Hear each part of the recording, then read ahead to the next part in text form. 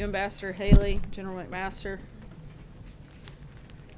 I figured you guys would rather take questions from them since you see me every day, so I tried to let that go on for a little bit longer. We're going to be pretty tight on time, so I'm going to try to get through things pretty quickly.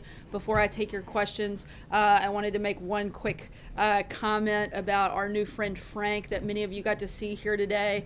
We welcomed Frank to the White House this morning. Frank is an inspiring 11-year-old young man from Virginia who started his lawn mowing business. He wrote the president a letter earlier this year that I read from the podium about his admiration for the president's business background and offered to cut the grass at the White House. He got to do that this morning. The president has always loved go-getters like Frank and invited him to come spend the morning with our world-class grounds crew.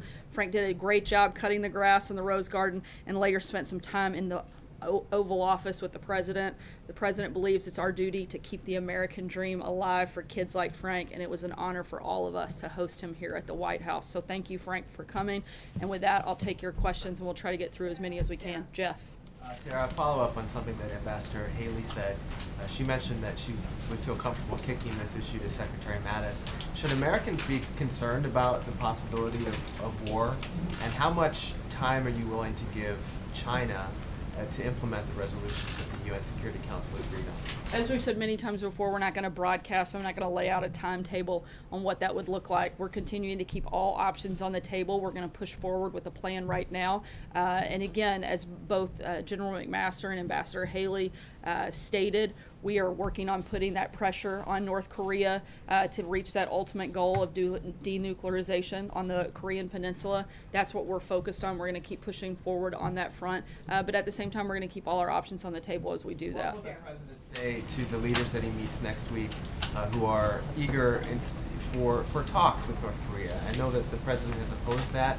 How will he address that with the Europeans and others who are in favor of it? I'm certainly not going to get ahead of any conversations that the president's going to have. As always, we'll provide readouts and background of those conversations. But I think the president will be very clear that putting extreme pressure on North Korea is very important.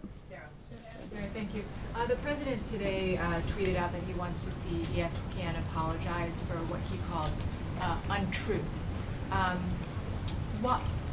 By him saying that, though, does that mean that he's willing to apologize for birtherism claims that he called on for years? I think the president has made plenty of comments on that front. I think the point is that ESPN has been hypocritical. They should hold anchors to a fair and consistent standard. ESPN suspended a longtime anchor, Linda Cohn, not too long ago for expressing a political viewpoint. The network's public editor has said that there is a perception that ESPN has become political and that has harmed the network. This is clearly a political statement. They should be consistent in whatever guidelines that they have set themselves in that front. John? Couldn't you say the same Guys, thing I'm about sorry, I'm him? going to try to Couldn't you keep say the moving same so I thing can cover about as him much not ground as apologizing possible. for John, go birtherism, ahead. which is not true? Do you still stand by your statement of the other day when you said that what Jamel Hill did was a fireable offense? I do, and again, I think that they laid that out themselves by suspending one of their own anchors for political comments. Did you overstep? Go ahead. Back on the president's response to the London attack, is the president aware that the British Prime Minister said that his speculation was not helpful? What was his reaction?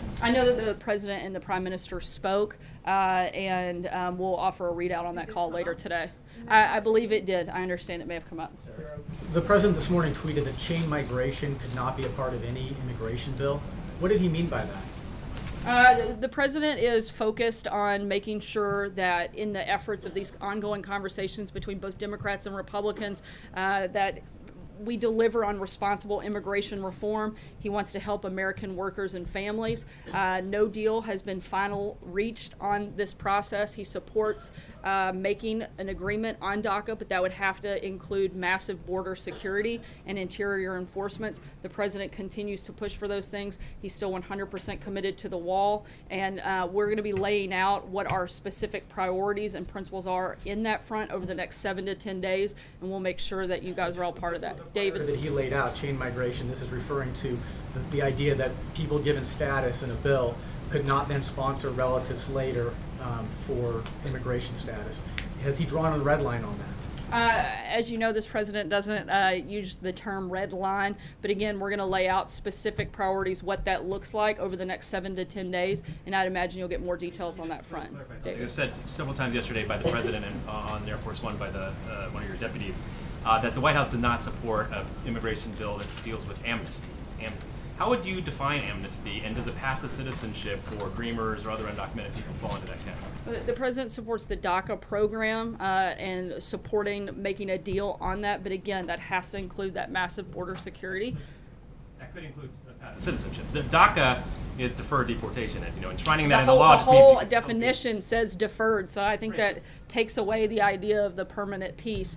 When the idea of DACA, literally the definition of it So is wait, so you're deferred saying- action, so you do- meaning it's so you- not a permanent process. You do support, so you don't support the path to citizenship. Is that what you're saying? Again, we want to have these conversations. We're going to lay out exactly what those principles look like over the next 7 to 10 days. Right now, our goal, our focus is making sure that that program gets taken care of, with also coupling that with massive border security, interior enforcement, some of the specific things that we'd probably like to see into sanctuary cities, expedited removal, more immigration judges, supporting things like the RAISE Act. Those are things that you'll see us focus on and talk more about in the coming days. Hallie.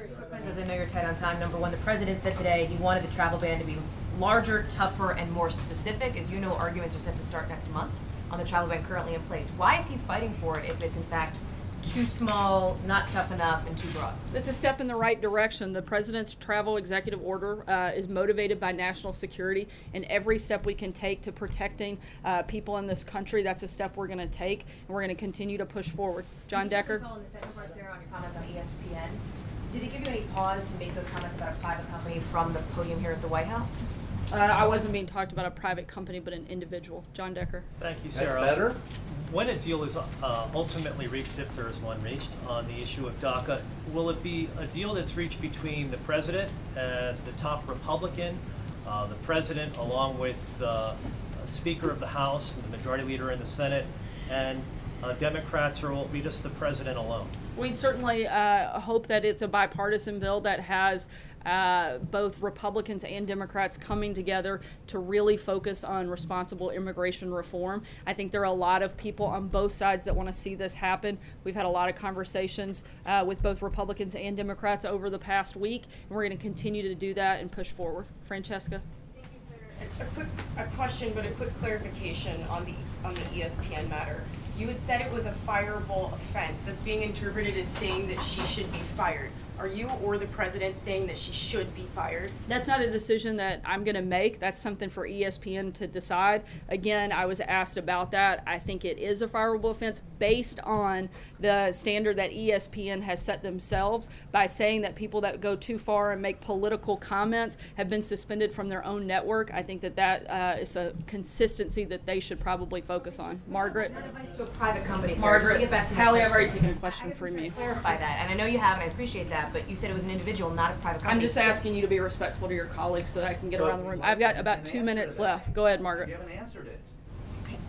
Could you? I'll yield if you want to answer. Go ahead. Thank you. And this will be the last question since we're tight on I Can we time. do schedule before the end? That's all Well, I right. wanted to ask. I don't want to take Margaret's question away. I just was calling that clarification, Sarah, because you said you don't have advice for a private company, yet you're giving advice to ESPN. I And so said it's just not wanted my to- decision to make for a private company. I was asked specific about that individual. I made a comment. I stand by it. I think ESPN needs to stand by the standard that they have set in the own actions that they've taken about previous employees.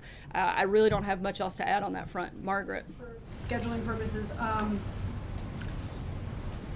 the UN stuff starts Monday, and that briefing's over, but can you walk us through the president's schedule? Is there anything we should listen for in the speech this afternoon? Can you talk about whether he's doing anything kind of policy related or meeting with anyone interesting at Bedminster over the weekend? Is there anything else that they didn't go over on the schedule for next week about UNGA involving the First Lady or anyone else in the administration? Just get our heads around the next week. The First Lady does have a couple of events. We'll be sure to get the details of those out for next week. She will be participating in the activities and some of the meetings at the United Nations General Assembly next week. The President will be spending most of his weekend preparing for the meetings and the speech that will be taking place next week. As you can hear, the President's getting ready to depart. And with that, we'll end. Hope you guys have a good weekend. We'll see you on Monday.